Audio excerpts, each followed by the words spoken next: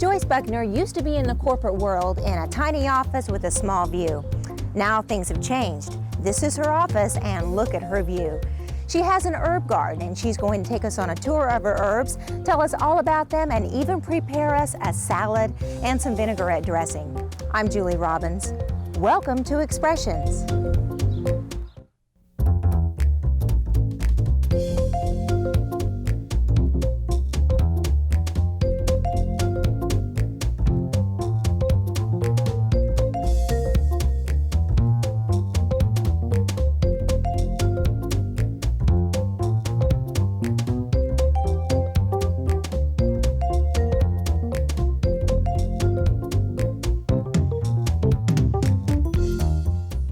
Our guest today is Joyce Buckner, and she's busy working in her garden here. Good morning, I'm Joyce. actually weeding the garden. It's good to have you guys here Well, this thank you for being on the program. Now, this is an herbal garden or herb garden. Herb garden. It is an herb garden. Okay, and we're going to talk about that in a minute. But Joyce, you do this for a living now, right? I do, and But you haven't always done this. no, I was a corporate person for more than 20 years in the Tulsa area in marketing and advertising, and I teach a lot of classes. I tell people in my classes, if you know anybody in that field and they talk about how stressed out they are, you should believe them because it's extremely stressful. And I just burned out, and I had always gardened, and I'd gotten into growing herbs a few years before I decided to leave the corporate world. And so when I did quit, it was kind of spur of the moment, you might say. And I came home, we had kids in college and couldn't really kick back and watch Oprah. So I decided to, I put these beds in at that time. They're not big, but they're my working beds. And it's not like we're out in the country. Oh no, this is the city. And actually, this spot between the driveway and my neighbor's house, which almost every house has, was the only place I had left with enough sun. And herbs, especially culinary herbs, if you're going to cook with them and you want the oils and the flavors to taste really good, they need the sun. So my backyard I had already kind of used up for vegetable gardens and such, so this little strip in here was all I had. It's a good place, though. I tell people in my classes they might think about putting in some herb beds there because it kind of slants, as you can see, and herbs like to drain. They hate to be wet. They won't do well in a low spot, so there was that kind of natural draining there, and then a lot of sun. So this was really the only spot, but I think it's worked out okay. And so this is what you do for a living now? Yes, I teach a how lot hard of is classes, that? and I make stuff and sell it. Well, I think I was telling you earlier, sometimes you need to think about doing something you love to make money, because I'm very frustrated. This is spring and I'm teaching everyone and they're all enthusiastic and they're out doing their herb thing, and I'm never home long enough during this time of year to do anything, and the garden shows it right now. It needs to be weeded. But I'm sure you still enjoy this, don't you? Absolutely. Oh man, I know I would. Well, let's get started talking about your garden here. And first of all, I'm just going to let you take me on a little tour I'll of just it. show you, Okay. and like this is garlic. Garlic is planted in the fall. This fall stuff is the garlic? It needs to be planted in the fall. This was planted last fall. And I use a lot of garlic in my vinegars. I make herb flavored vinegars. And garlic is just a staple in those. So I like to grow my own garlic, and I'm kind of experimenting this year. This is all different varieties and stuff. I'm trying to see which ones I like. Now, everything here, does it come back every year? Most herbs are perennials. All of these that you're looking at in this bed are. There's some basil over there. That's an annual in Oklahoma, and it has to be replanted, but I can't imagine living without basil. This is lemon balm, which is going mad right now, and it really needs to be divided. And a lot of things that we call weeds are actually herbs, and the only thing that makes it an herb is if you'll rub the leaf. Of course, we're on TV and they can't smell, but herb people rub the leaf and you smell the oils on your skin. And that smells good. That's lemon, very lemony. We're going to cut some of that later and put it in a salad and eat it. It has a real nice citrus flavor. But anyway, the difference between a weed and an herb is that weeds don't have that nice oil and good taste and flavor, but herbs grow like weeds. They adapt to just about anything. They're easy to grow, but they like to go to seed. That's the one thing people in my classes, I tell them if they don't take another thing away from the class, you've got to keep cutting them, because this is already trying to, like, it won't get too much taller and it's going to bloom. It has a little yellow bloom, and at that point you've got to cut them back, because the next step is going to seed, and then they're done for the year. So if you want to have your herbs all summer long, you got to keep cutting them. Are the blossoms normally edible also? Almost all. I don't know of any herb that you can't eat the blossoms. The chives, if you can, there's a couple little blooms left on the chives. They're the first thing that bloom in the spring, and it always makes me happy to know that Now spring these are the is chives coming. with the purple yes, blooms? these were just covered with purple blooms. Ooh, I I've can come smell out, it, yeah. and you can eat these. I've done a couple classes in the last week and tossed these into the salad. They look pretty, and they have a real strong onion flavor, but you have to get them off there. Like all these need to be trimmed, because you can even look down in there. They form little black seeds. And you see how some of the leaves have died back? That's because it was blooming. You can feel the seed in there. So you've got to cut the blooms off. So now it's going to put out more new chives that I can use all summer long. But you can't let the blooms stay on there, because the next step is seeds. Okay, what is this right here? This is dill. It's kind of struggling right now. There's 2 or 3 plants, and they always plant a lot of it because it draws a lot of caterpillars that'll eat a lot of it, but I don't like to use any chemicals or anything, so I just plant a lot and let the bugs have some, and I get some, and everybody's happy. This is called Texas tarragon. It'll get about this tall, and it has a nice licorice scent. If you know French tarragon, it's a great substitute for French tarragon. I have trouble growing it. Ooh, it does French smell like tarragon. licorice. This is called Texas tarragon, and it would grow in the crack in your sidewalk. I mean, this stuff is drought tolerant. You don't have to do anything. Okay, what do you use that for, though? It makes good vinegar, and a lot of French cooking, if you make sauces and stuff, almost every recipe in a French cookbook will have tarragon in it. And it's a spice people either like or don't like. This is a thyme bed, and you can see on it, it's going to need to be divided pretty soon.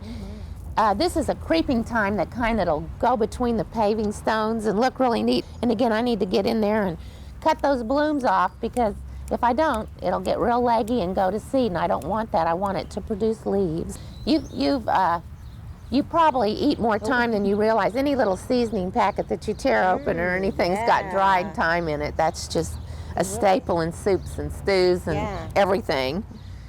This is a new one I got last year. It's called Vietnamese cilantro. It's wonderful cilantro flavor, but it's got a lime. It's kind of a citrus, and I always use lime in my salsa anyway, and this stuff doesn't bolt.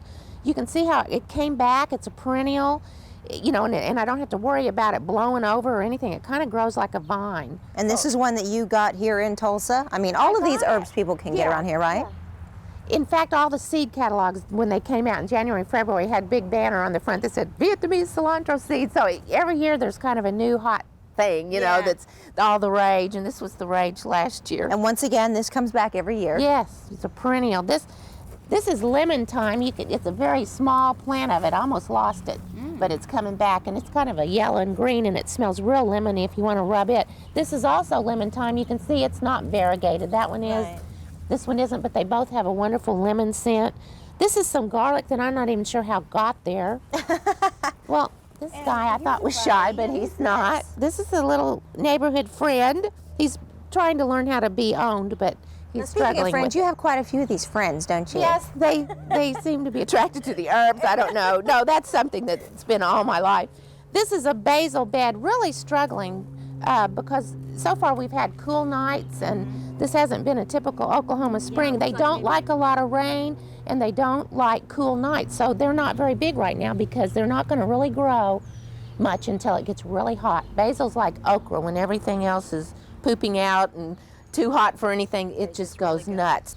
This is lavender. Lavender is in a little different category, a little bit harder to grow. Can we smell this also? The leaves are wonderful. It's just starting to bloom. You can see these are a real pale, almost white bloom. A lot of lavender is bluish purple. This is a variety that has a paler bloom, but it grows better. You can kind of see how I've mounded the dirt up. Lavender absolutely cannot tolerate any moisture. You can't mulch under it or anything. What do you use lavender with?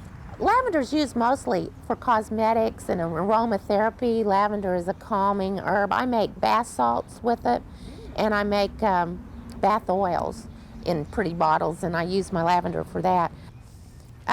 This is oregano, which I love Italian cooking, so I use a lot of oregano, and I make an Italian vinegar that I sell a lot of, and it has a lot of oregano in it. But, you know, this is one that kids love because when you smell it, it's just pizza or spaghetti sauce. And it's Greek oregano. In my classes, I recommend there is a Mexican oregano that looks real similar but doesn't have the flavor. So you want to try to stick with Greek oregano. Okay. This all needs to be cut soon. I'll be cutting, you know, making bundles like this and drying them, because oregano is one that dries really well for winter use. Oh. Okay, I've got oregano in here. I'm going to cut a little bit of this lemon balm and some of that pineapple sage for our salad we're going to make. Ooh, yeah. A lot of people don't know you can just put the leaves in, and this needs to be cut anyway, so. Oh, I'm a big salad eater, so this is nice. Now, you're cutting what now? This is lemon balm. The lemon balm, and it has okay. a wonderful lemon flavor. We're going to put a little of that in there. I'm going to cut some garlic chives. Now, is there a book that tells you what goes best in salads with the herbs? Or is that something you just experiment with? Well, I tell people I have a sheet, and almost any herb book will have a page, and it'll list the herbs, and then it'll say what food it goes in. And if you really look at it and study it, it's all herbs go in all food. There's no police. I tell them, you know, no herb police. Nobody comes. That's what's so fun about starting to use your own grown herbs for seasoning, because you can do it the way you want and the way you like it, and try different things. These are garlic chives. I love garlic. Ooh, I do too. So I'm going to cut some of these up in our salad. It's a real mild garlic flavor. You can smell that. I'll just cut some up and put them in our salad, so we'll have a little garlic flavor. What else are we going to use? I think I'll throw in some of that cilantro just for the heck of it. Give it a little, it's a real peppery cilantro. I tell my neighbors all the time, please cut the herbs. They were welcome to come anytime, because that just helps me keep up with them. Yeah. You know? Okay, you ready? Oh, yeah. You bet. Ready to eat? Uh-huh. Okay. All right, Joyce. Tell me everything we have in the basket here to make our salad. All right, I got some wonderful lettuce. I like to use, you know, different lettuces. Iceberg lettuce has no nutritional value. This is a wonderful Boston lettuce, and I've already cleaned it. I'm just going to tear a little bit off. Now tell me, where do you get Boston lettuce? It's in the produce section of almost any grocery store. It may cost you a little bit more, but believe me, it's worth it. It has a lot of nutrients that iceberg lettuce, and this is a red leaf lettuce. It just looks pretty. You know, all the different colors and textures. Iceberg lettuce is boring and not good for you. So we're going to use a little bit of that. Okay. Now what we're going to really fill in with are the herbs that we just cut. And this is the part I think a lot of people don't know they can use their herbs this way. This is that wonderful lemon balm that has that nice scent. You know, lemon balm, they extract the oils from these leaves to make lemon drops. It's so lemony that it's more lemony than lemon, I guess. So we're using the leaves, though, and not the stems. Yes. Okay. The leaves are where the oils are. The stems don't have any flavor. And just tear. And once again, depending on your taste and do a little bit of experimenting, you know how much of what to put in. And you use what your garden, like right now lemon balm is going nuts. I need to use it. So we're using lots of lemon balm this time of year. Another time of year something else is going bonkers and needs to be cut. And so you tend to eat just like you would out of a vegetable garden. You know, what's in season, that's what you're going to eat. Right. Lemon balm makes great vinegar. I make a lemon pepper vinegar that has peppercorns and lemon balm in it. And this time of year I make a lot of that because the lemon balm is producing so much right now. Now, while you're doing that, as you were cleaning them earlier off camera, you were saying how you want to, when you clean these, you want to gently do it, right? And not handling. That's right. I use a vegetable sprayer. If you're lucky enough to have one of those on your sinks, that's a really good way to clean them. Just do everything real gingerly, you know, because the more you touch them and the more the oils rub off on you, the less flavor you're getting in food, you know, whatever dish you're cooking. These are those garlic chives I told you about. And I like to just cut them up kind of like you would a green onion. Just use the ends? Yeah.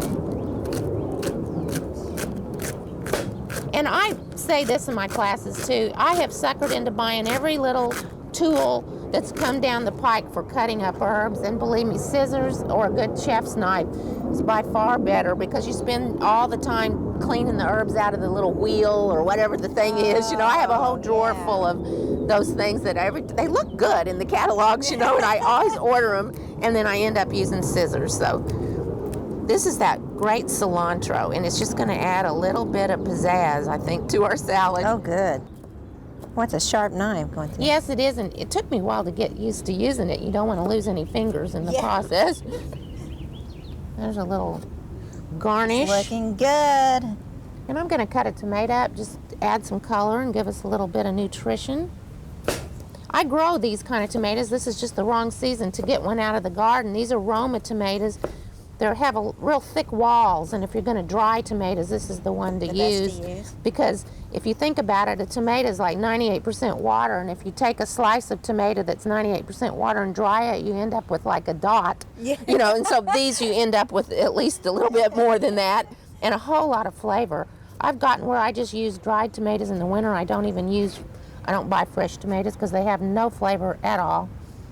Now we're going to use for a dressing, you know, a lot of people, I used to give a class on how to make herb vinegars because that was the latest thing, you know, stuff floating in bottles. People didn't know what it was. Stuff floating in bottles. Now I find the people that come to my classes, they may have even made these, you know, they found instructions, they've made them, given them for gifts, they have them themselves. They don't know what to do with them. You know, they're saying things like, you know, I've had one of those for 4 years. Is it still good? You know, what can I do with it? Goodness. So vinegar is a preservative. It's good forever. But one of the best things to do with them is to make a dressing for a salad like this. It'll help you get away from the cream dressings like ranch and those that have a little more calories. And you just put a little bit of... Okay, this is vinegar you made yourself. This is a chive and thyme vinegar that I just love. It combines those two herbs, and it's in a red wine vinegar, and it's got some garlic in it. Anytime you're going to add anything grainy to vinegar or to a vinaigrette, you add it before you add the oil. And I like to put just a dash of salt. I use that light salt. And a little bit of pepper. And vinaigrettes are fun. You can really get into it. You can just go through your fridge and get out Dijon mustard, Worcestershire, you know, whatever. Oh, really? Try it. If you haven't developed a taste for vinegar, sometimes it's a little tart, so you can start out with a little sugar in it, and you know, you can kind of wean yourself off that sugar after a while, but I'll put in a dash of it. Okay. Now, you add all this grainy stuff first before you add oil because it won't dissolve once you add the oil. So that's really not much vinegar, is it? Mostly no. oil. And see, we don't need much. Just the three of us are going to enjoy this. This is a flavored oil that I make and sell, and this is my personal stash because I use it for everything. It's got lemons, minced dried garlic, and peppercorns in an olive oil base. It's very, you know, like lemons in cooking just kind of enhance the flavor of things. And this lemon oil is the same way. I use it to saute or stir fry or baste or make a dressing.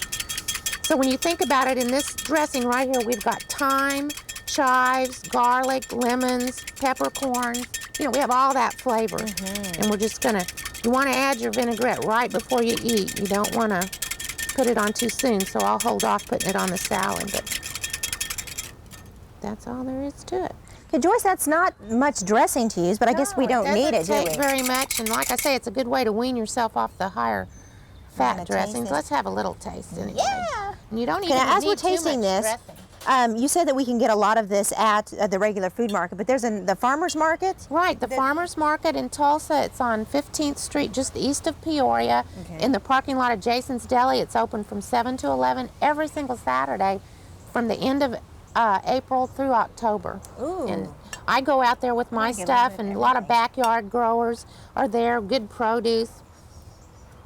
I'm trying to get everything So on my I cut fork. these up big, didn't I? It's hard to eat this on camera and look good. Okay. Oh. Oh, yeah. You like that dressing? I like it a lot. I want to dig down and get a tomato. Absolutely. And this is good. I think when you grow herbs, Oh, man. and you want to use them in your cooking, you'll eat better. Even if you don't say, okay, we're not going to fry foods anymore, but you'll eat less fat foods because you want to cook. That was the lemony thing I just had right there. You like it? It's really a nice lemony touch. Oh, yeah, I love all this.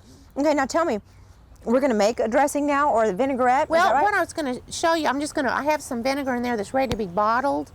And I just thought I'd show you how to make it pretty in the bottle and how to bottle it. And this, you know, is just something, it'll, you know, ends up looking something like this. Okay. I'd like to learn. And then can we come back and eat more? Oh, sure. Okay.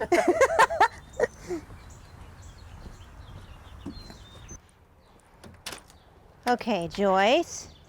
Now tell me, I know I'm helping you by carrying the jar, but I'm not sure if I want to be carrying this or not. What's in here? This is all flavored and ready to bottle in the individual bottle. This is a red wine vinegar with chive and thyme in it, and I love it. That's what I made our dressing out of today, and it's just my favorite. So I'm going to just show people how to bottle it. I teach people to make the flavored vinegars in gallons like this, and I've been using out of this one, so it's not full. Okay, you have Vinegar like is saran so wrap on the top. corrosive. Do you see it's already done to this metal lid? So you need to find a container that's either plastic. If it does have a metal lid, you need the saran, because even through the saran, Oh, it's goodness. vinegar will corrode anything. Don't use your favorite scissors or utensils. If they're not stainless steel, don't use Oh my them. goodness, I can smell it. It's very, very strong. now, this is all made and ready to go. This is a pretty bottle. I've made in that bottle for a long time and sold it.